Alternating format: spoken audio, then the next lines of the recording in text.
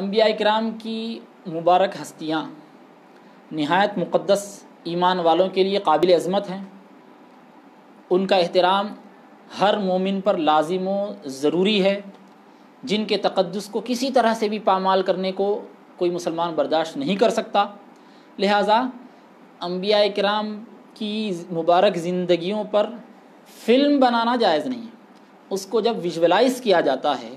اس کی جب تصویر پیش کی جاتی ہے تو ان کے تقدس کی پامالی ہو جاتی ہے، کیونکہ جب ویڈیو بنایا جائے گا اگرچہ شخصیت کا چہرہ پیش نہ کیا جائے تو شخصیت کا لباس تو بتایا جائے گا، لباس نہ بتایا جائے پرچھائی بتائی جائے گی۔ لہٰذا انبیاء کرام کی مبارک زندگیوں پر فلمیں بنانا بالکل جائز نہیں ہے، تصویر کشی کسی طریقے سے درست نہیں ہے۔ ہاں، ایسا کیا جا سکتا ہے کہ مستند روایتوں کے ذریعے قرآن کریم کی روشنی میں اور مستند احادیث شریفہ کی روشنی میں اور مستند روایتوں کی روشنی میں اسکرپٹ بنا دی جائے، آڈیو ریکارڈ کر دیا جائے، اس طرح کے کوئی مناظر نہ بتائے جائیں جو ان کی زندگیوں سے متعلق ہو۔ عام مناظر، پہاڑوں کا منظر بتا رہے ہیں، درختوں کا منظر بتا رہے ہیں، کشمیر کی پہاڑیاں، ہمالیہ کی پہاڑیاں بتا رہے ہیں، کچھ اور اچھے مناظر بتا رہے ہیں۔ اس طرح مختلف منظر بتاتے ہوئے، پھولوں کا منظر ہے، کبھی پرندوں کا منظر ہے، اللہ تبارک و تعالیٰ کی قدرت کے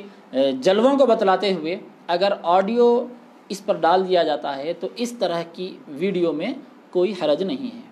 لیکن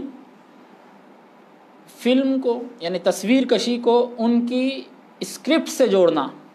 انبیاء کرام کی مبارک زندگی جو ہم کو قرآن، حدیث اور دیگر روایتوں میں مل رہی ہے، ان روایتوں سے جوڑ کر وہ منظر کشی پیش کرنے کی کوشش کرنا، یہ بالکل جائز نہیں ہے۔ اور جس طرح انبیاء کرام کے بارے میں نہیں بنا سکتے، اسلامی واقعات کے بارے میں بھی اسی طرح نہیں بنا سکتے، کیونکہ اسلامی واقعات میں پھر وہی حبیب پاک صلی اللہ علیہ وسلم کی سیرت مبارکہ آئے گی، صحابہ کرام کی سیرت آئے گی، تابعین تبع تابعین کی سیرت آئے گی، اور فقہاء، محدثین، مفسرین، مجتہدین، صوفیاء کرام کی سیرت آئے گی۔ لہٰذا اس کی گنجائش نہیں ہے۔